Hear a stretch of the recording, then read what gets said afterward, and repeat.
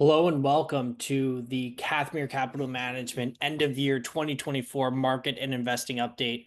My name is Grant Boyle. I'm a senior retirement plan advisor at Kathmere Capital and a plan advisor to many of the plans listening on today's call. We'd like to host this at least twice a year in order to provide you with a refresher on savings and investing principles when it comes to planning for your retirement, as well as a look back on how the market did in 2024 and some things to keep in mind as we head into 2025. Some of these slides will no doubt look familiar to you as they are time tested and true regardless of where you are in your working career, what's happening in the stock market or the economy. First and foremost, I think it's really important to keep a perspective as we start a new year and the things that we have control over versus the things that we have some to little control over. What do we have total control over is how much we're saving and how much we're spending. Do we have a good idea of what's coming in and how we're allocating and saving those dollars? And what is our asset allocation? If we're on the younger side and we have a longer time horizon to retirement, are we being investors in the stock market and ensuring and giving ourselves the best opportunity to grow our assets over a long period of time? If we are quickly approaching already in retirement, are we aware of the volatility that we can withstand in our retirement accounts? What do we have some control over is what do you do for a living? What are your earnings? How long do you work? We have some control over those versus how long do we want to work in our working career and versus how long do we want to live in retirement? We have some control over those versus what is totally out of our control is what the market does in any given year. What goes on in Washington with taxation and Social Security and Medicare. We really don't have much control over those at all. So, really important just to focus on really the two things in your retirement account, your retirement planning that you have a lot of control over is how much are you saving in any given year and what is your asset allocation and ensuring that's appropriate for you, your age, and your risk tolerance. So why should you save now? The experts show that you need about 70 to 90% of your pre-retirement income annually to sustain your lifestyle when you're no longer working. When we look at the sources that we can pull from in retirement, Social Security is going to cover about a third of your expenses, which is great. That's a guaranteed income source that you can rely on. Of course, that could vary depending on your lifestyle and where you live, but for the most part, it's going to cover about 30%. But the flip side of that coin is about two-thirds of your expenses, 70%, are going to need to be paid for by you in retirement. And unfortunately, like generations before us, pensions used to be very common. Unfortunately, they're not common anymore. Most of us don't have pensions. Perhaps you have a savings and investing account on the side separate from your company retirement plan that you save into that can earn you some income. Perhaps you work part-time or you have a side hustle upon retirement that can generate some income for you. But the fact of the matter is that for most people, they're going to be pulling from their company retirement plan to pay for their expenses. So if we can get everybody in the mindset that the income that you're going to have in retirement is really dependent upon what you decide to save today, that can really lead to give you the best chance of achieving that retirement goal that you desire.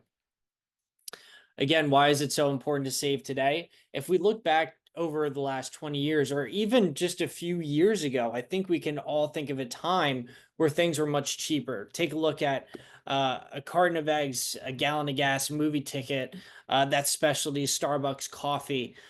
Those have all gone up significantly over the next 20 years. And particularly if you are in your 20s, 30s, 40s, even 50s, think about how the cost of everyday goods might be more expensive when you retire and ensure that you not only start saving at a young age as early as you can, but are an investor as well.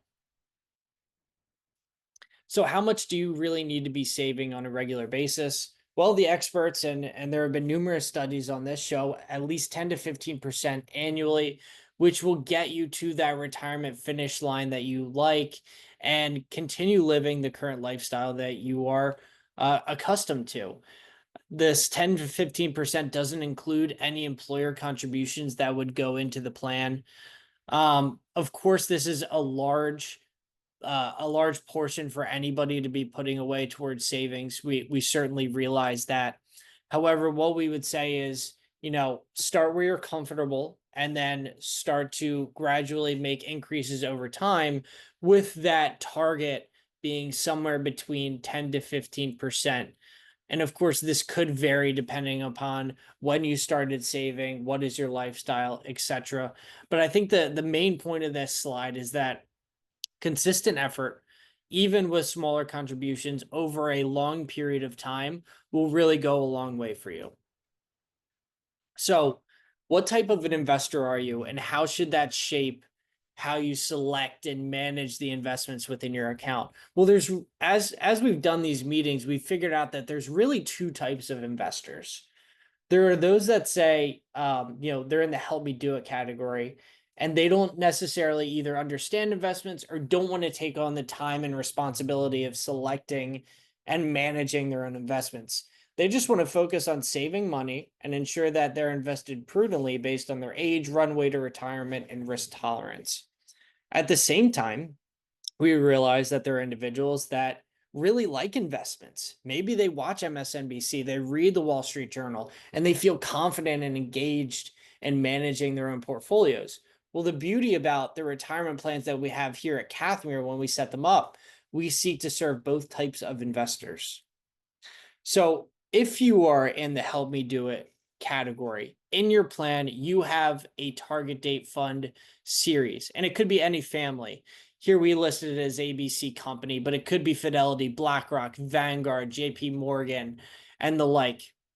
So after that target retirement, there will be a series of dates, which are prospective retirement dates.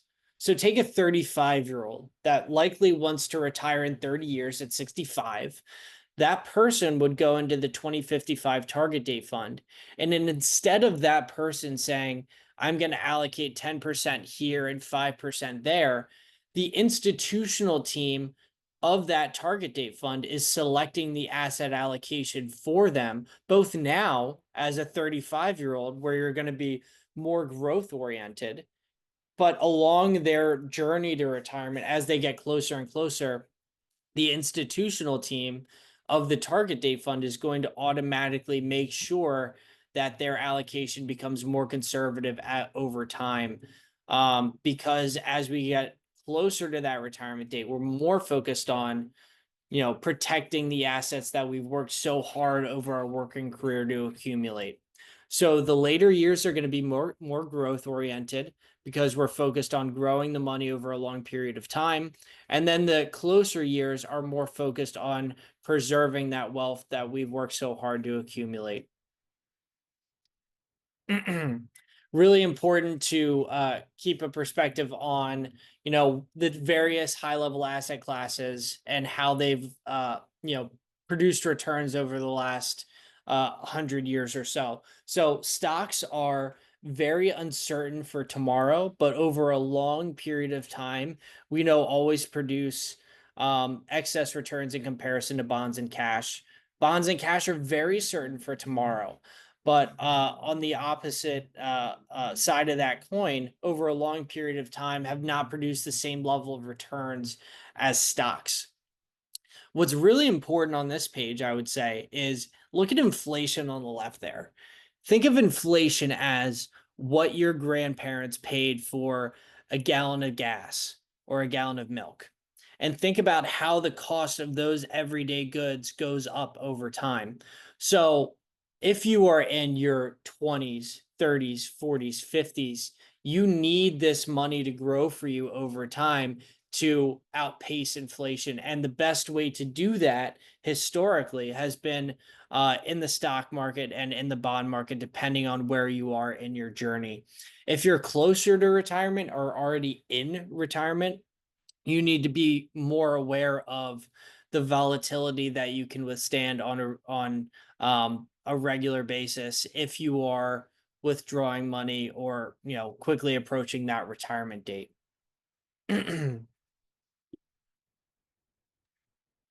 This is an age-old slide that we've used because it's such a powerful message. So this shows returns in the S&P 500 over the last 100 years. And as you can see on the left and the right, and the far left and the far right, markets do all kinds of things. Oftentimes they go up. In fact, about 74% of the time markets go up. But there are certainly years where markets go down.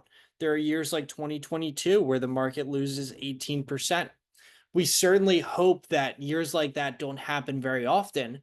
But as a long-term investor, it's really important to keep a perspective that, years like 2023 and 2024 are likely coming very soon. So it's important to remain resilient, which is how we achieve that average annual return of 10.4%. So understand that if you want to achieve that return, you need to be an investor through all of the years where returns aren't as good as we would like them to be, and through all the positive years as well. And in any given year, expect your rate of return to look nothing like 10%. In fact, over the last 100 years, the S&P has only actually returned between 8 and 12% 6 times. So it's really important just to understand that as a long-term investor, we need to remain resilient in order to give ourselves the best opportunity to achieve the best returns over a very long period of time. Now on to a quick market update. I'm not going to read this to you, but the economy in 2024 was really strong. A lot of that was fueled by a strong consumer spending and high employment. Inflation, as I'm sure everyone had heard, it was sort of a buzzword for the last year or so, began to cool. Even the Fed allowing them to lower interest rates at the end of 2024 there. From a stock market perspective, we had great performance across the board. US stocks were the leader, sometimes in a head scratching way based on how richly US stocks are valued in comparison with the historically cheap international stocks. Of course, we'd encourage you to remain globally diversified due to those valuation opportunities that exist in international markets, which that target date fund will do for you.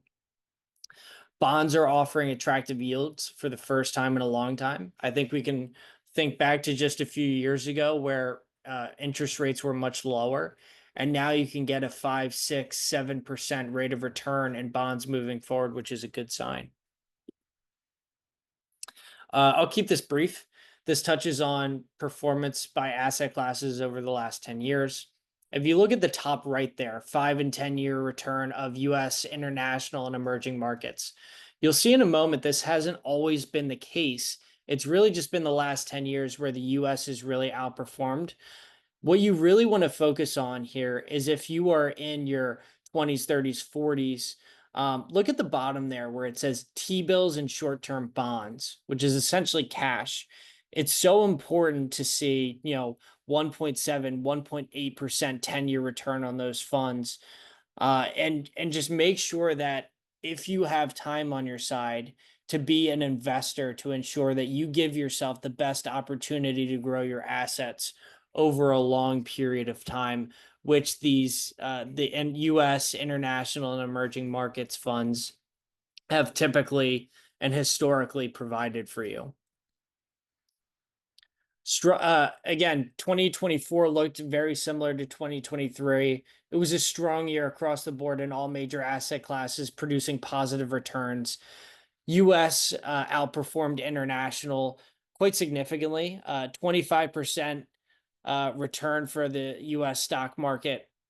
A lot of that was fueled by those large cap growth funds that we've all heard of: Apple, Microsoft, Nvidia, Tesla, Google, Amazon, and the like. Fueled the growth in 2023 and continued to do so in 2024. Large cap value stocks performed quite well, 14%, but again lagged in comparison with the large cap growth stocks. Taking a look at international, positive rate of return of 6%. but continued to lag the US significantly. We'll talk about that in just a moment, but your non-US developed markets on the right there, think of those as your Germany, France, Canada, Australia. And then your emerging markets are, think of those as your Brazil, India, China, producing positive returns, but nonetheless lagging in comparison with the US this year. This is, a historical perspective, and this chart, if you look on the right here, really demonstrates the cyclical nature of U.S. and international stock performance. So, if we look between 1970 to 1978, international stocks outperformed and with an annualized return of 10.9% compared to 3.6% for US stocks. Conversely, between 1989 and 2001, a lot of this fueled by the dot-com boom, the US dominated with 14.4% annualized returns compared to 3.5 for international stocks. So by diversifying across US and international equities, investors can really benefit from these alternating cycles of outperformance, which I think is the moral of the story here. Even if you look at from 1970 to 2023 in the bottom right there, the average annual return for US stocks is 10.5%. International lagging, but by a very modest amount at 9.1%.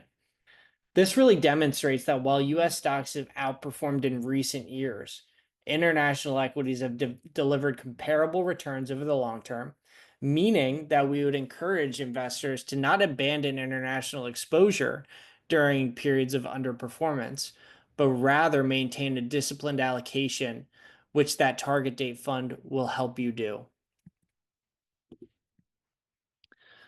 If you do have questions, do not hesitate to reach out to our participant services department, either by contacting us at the number below or emailing participantservices@kathmere.com. We will ensure that you are filtered to the correct person to have any questions that you would like answered, whether it's regarding your investment allocation, saving and investing principles, or just understanding how your plan design works. We are here to help and support you. Thank you very much for hopping on today's webinar, and we hope you have a wonderful year. Thank you.